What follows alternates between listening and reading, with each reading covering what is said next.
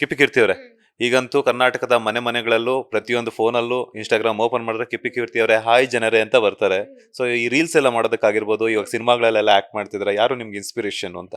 ಅಪ್ಪು ಸರ್ನ ನೋಡಿ ಬಂದಿದ್ದು ಅಂತಲ್ಲ, ಅಪ್ಪು ಸರ್ನೇ ನಂಗೆ ಇನ್ಸ್ಪಿರೇಷನ್. ಯಾಕೆಂದ್ರೆ ಅವರು ಹೇಳ್ಕೊಟ್ಟಿರೋ ದಾರಿ ಮತ್ತೆ ಅವ್ರು ಮಾಡಿದ ಒಂದು ಒಳ್ಳೆ ಕೆಲಸಗಳು, ಅವರು ಇದ್ದಾಗ ಯಾರಿಗೂ ಗೊತ್ತಿಲ್ಲ, ಇಂಥ ವ್ಯಕ್ತಿ ಮಾಡ್ತಾ ಇದ್ದಾನೆ ಅಂತೂ ಯಾರಿಗೂ ಗೊತ್ತಿಲ್ಲ. ಅವ್ರು ಹೋದಾಗ ಎಷ್ಟು ಜನ ಹತ್ಬಿಟ್ರು, ಯಾರು ಅವ್ರ ಫ್ಯಾನ್ ಇಲ್ದಿರೋರೆಲ್ಲ ಹತ್ಬಿಟ್ರು.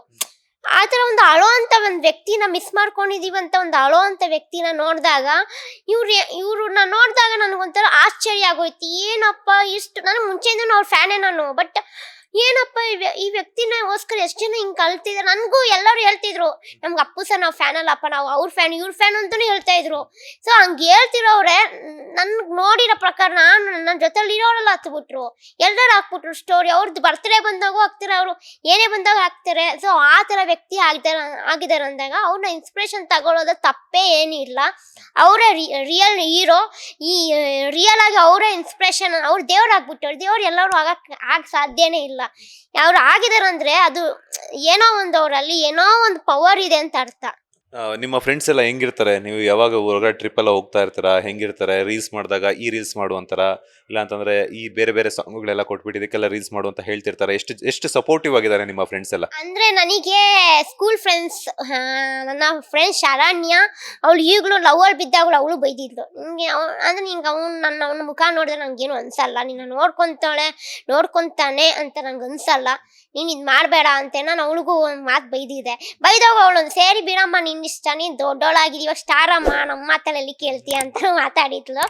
ಆಮೇಲೆ ಇವಾಗಲೂ ಅವಳು ನಂಗೆ ತುಂಬ ಸಪೋರ್ಟಿವ್ ಆಗಿ, ಅವಳು ಅಷ್ಟೇ. ನನ್ನ ಫ್ರೆಂಡ್ ಅವಿನ್ಯ ಅಂತ ಸೆಕೆಂಡ್ PUC ನನಗೆ ಎಲ್ಲದರಲ್ಲೂ ಸಪೋರ್ಟ್. ನನಗೆ ಫಸ್ಟ್ PUC ಇಂದ ಫ್ರೆಂಡ್ ಅವಳು, ಎಲ್ಲದರಲ್ಲೂ ಸಪೋರ್ಟ್ ಅವಳು. ಇವಾಗೂ ಅಷ್ಟೇ, ಲವ್ ಮ್ಯಾಟ್ರ್ ಇದಾಗಲೂ ನನಗೆ ಫೋನ್ ಮಾಡಿ ಅವಳು ಅನಿಸಿದ್ರು ಸರಿ ಆಯಿತು ನಿನ್ನಿಷ್ಟ ಬಿಡಮ್ಮ ಅಂತ. ಅವಳು ಏನು ಅವಳು ಗೊತ್ತಿತ್ತು, ಬಟ್ ಅವಳು ಅಷ್ಟೆಲ್ಲ ನನ್ನ ಮುಂದೆ ಏನೂ ಹೇಳಿಲ್ಲ. ಬಟ್ ಅವಳು ಬ್ರೇಕಪ್ ಆಮೇಲೆ ಅವಳು ಎಲ್ಲ ಕೇಳು, ಈ ಥರ ಮಾಡಬಾರ್ದು, ನೀನು ಎಷ್ಟು ನೊಂದಿದ್ಯಾ, ಆ ಹುಡುಗಂಗೆ ಅದು ಗೊತ್ತಾಗಲ್ವ ಎಷ್ಟು ನೊಂದಿದ್ಯಾ ನೀನು, ಏನಕ್ಕೆ ಈ ಥರ ಆಯಿತು ನಿಂದಿದೆ, ಅದರಲ್ಲಿ ಏನಿದೆ ಅಂಥದ್ದು ಏನಿದೆ, ಏನಕ್ಕೆ ಬೇಕು ಇದೆಲ್ಲ, ನಿನ್ಗೆ ಹೇಳಿದೆ ತಾನೆ, ಮತ್ತೆ ಯಾಕೆ ನೀನು ಇದೆಲ್ಲ ಮಾಡಿದೆ ಅಂತ ಅವಳು ಏನೇನೋ ಬೈದ್ಲು. ಆಮೇಲೆ ನನ್ನ ಫ್ರೆಂಡ್ ಆದ ಪ್ರತಿಶಾ ಅಂತ, ಅವ್ರ ಮಮ್ಮಿ ದೇವಸ್ಥಾನ ಕರ್ಕೊಂಡು ಹೋಗಿದ್ರು. ನಾವು ದೇವ್ರು ನಂಬೋದು ಜಾಸ್ತಿ, ನಮ್ಮೂರ ಕಡೆ ಎಲ್ಲ ದೇವ್ರು ನಂಬ್ತಾರೆ. ಸೊ ಒಬ್ರು ಮೈ ಮೇಲೆ ದೇವ್ರು ಬರುತ್ತೆ. ಸೊ ಅವರು ದೇವಸ್ಥಾನ ಆ ದೇವಸ್ಥಾನದಲ್ಲಿ ದೇವ್ರು ಬರುತ್ತೆ, ಅದು ನಾವು ನಂಬ್ತೀವಿ. ಸೊ ಆ ದೇವ್ರ ಹತ್ರ ಹೋಗಿ ಆಂಟಿ ಅಂದ್ರೆ ಅವ್ರ ಮಮ್ಮಿಗೆಲ್ಲ ನನ್ನ ವಿಷಯ ಎಲ್ಲ ಗೊತ್ತಿತ್ತು. ಅವ್ರ ಮಮ್ಮಿನೂ ಅಂದ್ರೆ ಇದು ಆ ಹುಡುಗನ ನೋಡಿದ್ರೆ ನಂಗೆ ಯಾಕೋ ಅನಿಸ್ತಾ ಇಲ್ಲ, ನೀನು ಯಾಕೋ ಇದು ಬೆಟರ್ ಚಾಯ್ಸ್ ಅಲ್ಲ ಕಿಪ್ಪಿ, ಇದು ಬೇಡ ಅನಿಸ್ತಿದೆ ಅಂತ ಹೇಳಿದ್ರು. ನಾನು ಅವ್ರಿಗೆ ಹಂಗೇನಿಲ್ಲ, ಅವನ ಮೇಲೆ ತುಂಬ ನಂಬಿಕೆ ಇದೆ, ಹಂಗೆ ಬಡವ ಕುಟುಂಬದಲ್ಲಿ ಇರೋದು, ಸೊ ಹಂಗೆ ಹಿಂಗೆ ಅಂತೆಲ್ಲ ಹೇಳಿದೆ. ಬಟ್ ಆಂಟಿ ಸೇರಿ ನಿನ್ನ ಪ್ರೀತಿ ನನ್ನ ದೇವಸ್ಥಾನಕ್ಕೆ ಹೋಗೋಣ, ಅಲ್ಲಿ ದೇವ್ರ ಹತ್ರ ಕೇಳಿ ನೋಡೋಣ ಅಂತ ಹೇಳಿದ್ರು. ಸೊ ದೇವ್ರ ಹತ್ರ ಹೋಗಿ ಕೇಳಿದಾಗ ದೇವ್ರು ಒಂದೇ ಹೇಳಿದ್ರು, ನಿನ್ನ ಜೀವನ ಆಟ ಹುಡುಗಾಟ ಅಲ್ಲ ಮಗು, ನಿನ್ನ ಜೀವನ ಹುಡುಗಾಟ ಅಲ್ಲ, ಆಟ ಇದು. ಆ ಹುಡುಗ ನಿಂಗೆ ಸರಿ ಬರಲ್ಲ, ಇದು ಶಾಶ್ವತವಾಗಿ ನಿಲ್ಲಲ್ಲ. ಅದ್ರಾಗ ಸಿಟ್ಟು ಬಂದು ಅವ್ರಿಗೆ ರೇಗ್ಬಿಟ್ಟಿದೆ, ನೀವೇನು ಹಿಂಗೆಲ್ಲ ಮಾತಾಡ್ತೀರಾ ಹಂಗೆ ಹಿಂಗೆ ಅಂತೆಲ್ಲ ರೇಗ್ಬಿಟ್ಟು ಬಂದ್ಬಿಟ್ಟಿದ್ದೆ ಆಚೆ ನಾನು. ಅವಾಗ ಆಂಟಿನ ಹೇಳಿದ್ರು, ನಾನು ದೇವ್ರು ಹೇಳ್ತಿದ್ದೆ ಅಂದ್ಮೇಲೆ ನಿನಗೇನು, ನೀನು ಯಾಕೆ ಎಲ್ಲ ಇಲ್ಲ ಆಂಟಿ, ನಂಗೆ ಆ ಹುಡುಗನ ಮೇಲೆ ನಂಬಿಕೆ ಇದೆ ಹಂಗೆ ಹಿಂಗೆ ಅಂತೆಲ್ಲ ಹೇಳಿದೆ.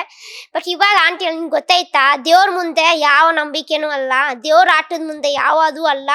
ದೇವ್ರು ಹೇಳಿದ್ರು ತಾನೆ, ಆ ದೇವ್ರೇ ಹೇಳಿದ್ರಲ್ಲ, ಇವಾಗ ಆ ದೇವ್ರು ಮತ್ತೆ ಹೋಗಿ ಕೇಳು, ಹೇಳ್ತಾರೆ ನಾನು ಹೇಳಿದ್ದೆ ಅಲ್ವಾ, ನಿನಗೆ ಹೇಳಿದ ನೀನು ಕೇಳಿಲ್ಲಲ್ಲ, ಇದು ಆಗ್ಬೇಕಿತ್ತು ನಿನಗೆ ಅಂತಲೇ ಹೇಳ್ತಾರೆ.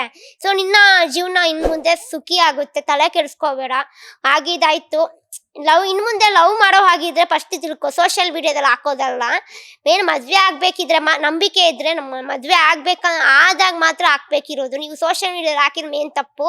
ಮತ್ತು ಇನ್ನೊಂದು, ಇನ್ನು ಮುಂದೆ ಲವ್ ಮಾಡಿದ್ರೆ ಮನೇಲಿ ಫಸ್ಟ್ ಬೇಗ ಮದುವೆ ಆಗ್ಬೋದು, ಇಲ್ಲ ಮದುವೆನೂ ಆಗಲ್ಲ ಅಂದರೆ ಲವ್ ಮಾಡೋಕ್ಕೆ ಹೋಗ್ಬೇಡ. ಸುಮ್ಮನೆ ಲವ್ವಿಂದ ಹೋಗಬಹುದು, ಫ್ಯೂಚರಿಂದ ದುಡ್ಡು ಕೊಟ್ಟು ಏನಕ್ಕೆ ಅದೆಲ್ಲ ಮಾಡಿದೆ, ಅದೇ ದುಡ್ಡು ನೀನು ಹೇಳ್ತಿದ್ದೆಲ್ಲ ಅನಾಥಾಶ್ರಮಕ್ಕೆ ಹೆಲ್ಪ್ ಮಾಡಬೇಕು, ಅದು ಇದೊಂದು ಅದನ್ನೇ ಮಾಡಿದ್ದೀರಿ, ಹಿಂಗೆ ಇನ್ನೂ ಪುಣ್ಯ ಬರ್ತಿದ್ದಿಲ್ವಾ? ಅದು ಬಿಟ್ಬಿಟ್ಟು ಯಾರಿಗೆ ಸುಮ್ಮನೆ ಕೊಟ್ಟು ಏನಕ್ಕೆ ಇದು ಮಾಡಿದೆ? ನೀನು ಡಿಸರ್ವ್ ಇರೋ ವ್ಯಕ್ತಿಗೆ ಕೊಡಬೇಕು, ಡಿಸರ್ವ್ ಇರೋರಿಗೆ ನೀನು ಬೆಲೆ ಮಾಡಬೇಕು. ನಿನ್ನ ಪ್ರೀತಿ, ನಿನ್ನ ನಂಬಿಕೆ ಇಟ್ಟು, ನಿನ್ನ ಮೇಲೆ ಪ್ರೀತಿ ಇಟ್ಟು, ನೀನು ತಪ್ಪೇ ಮಾಡದೇ ಇರಲಿ, ತಂದೆ ಥರ ಪ್ರೀತಿ ತೋರಿಸೋವನು ಮಾತ್ರ ಅದು ಗಂಡ ಆಗೋಕ್ಕೆ ಸಾಧ್ಯ, ಇಲ್ಲ ಲವರ್ ಆಗೋಕ್ಕೆ ಸಾಧ್ಯ. ಇಲ್ಲ ಒಂದು ಗೆಳೆಯ ಆಗೋದು ಸಾಧ್ಯ. ಅದು ಬಿಟ್ಬಿಟ್ಟು ತಂದೆ ಥರ ಪ್ರೀತಿ ತೋರಿಸ್ದೆ ನಿನ್ನ ಮೇಲೆ ಏನೋ ಒಂದು ನಿನ್ನ ಕೆಣಕು ಮಾಡಬೇಕು ಅಂತ ಬರೋರು ಅದು ಸಾಧ್ಯ ಇಲ್ಲ. ದೇವರು ಅವತ್ತು ನೀನು ಹೇಳ್ದಲ್ಲ ಯಾವುದೋ ಟಿ ವಿಯಲ್ಲಿ ಏನಪ್ಪ ದೇವ್ರು ಕೊಡ್ಬೇಕಂದ್ರೆ ಕೊಡ್ತಾನೆ, ಬಿಡ್ಬೇಕಿದ್ರೆ ಕೊಡಲ್ಲ ಅಂತೇನೋ ಎಂದಲ್ಲ.